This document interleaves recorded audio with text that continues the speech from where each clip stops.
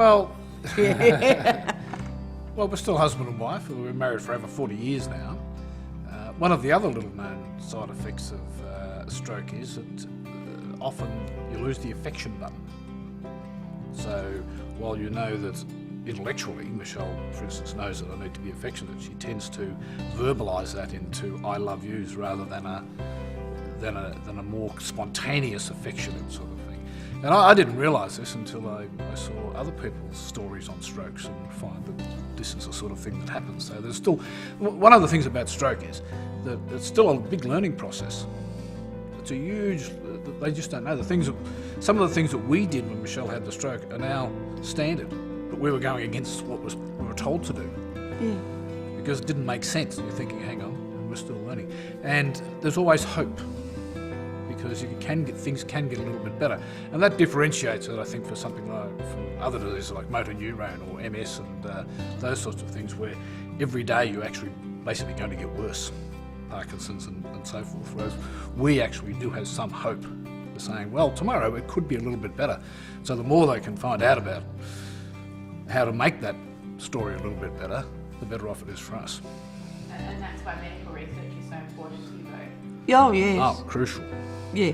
It's continual medical research because it's the building blocks. Someone finds out something, somebody else builds on top of that, somebody else builds on something, and the little things you find out. Just on the physical side of it, Michelle simply can't move her right arm.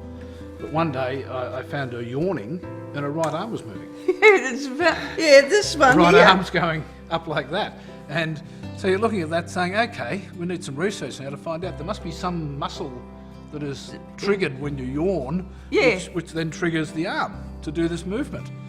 Now, it would be wonderful to give somebody a potload of money to sit and time to just research this and find out whether there is some sort of electronic trigger that you can then put on there, which maybe could start making the arm move. Yeah, if you could find the right muscle. They've actually done this with the leg.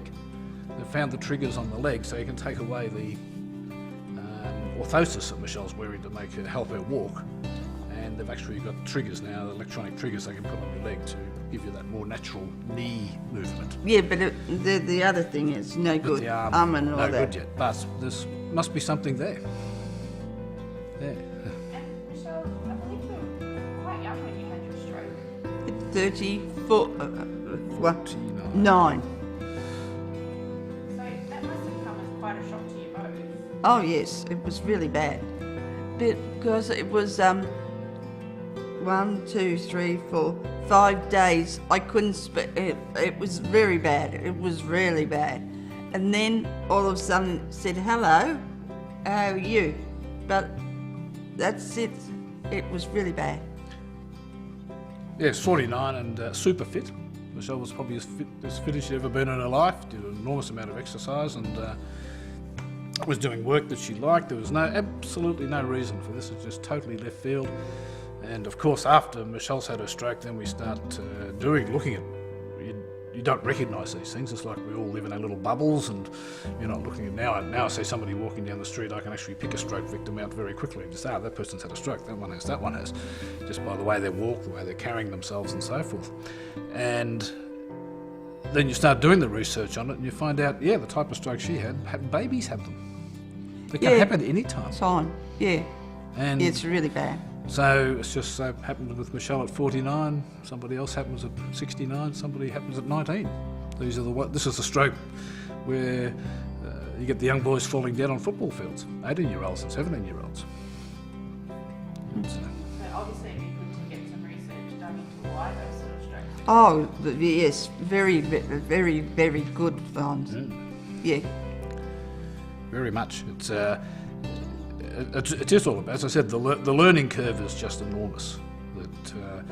The changes that have happened. It's only 30 or 40 years ago that somebody got the Nobel Prize for saying that the brain was totally fixed. Brain cells didn't grow, and now neuroplasticity is all the rage. The brain is not fixed. The brain can change. You can reprogram it. It's a computer. Like me. I had 1, 2, 3 years, and then all of a sudden it was a little bit every day, and it was good. But before that, it was very bad. Exactly. And it was really bad when I wanted to say something, and it wasn't really good. So you can imagine where the research is going when you're starting off with a very false premise. So that you need to have the research to actually prove that new premise, and then you can start building on that.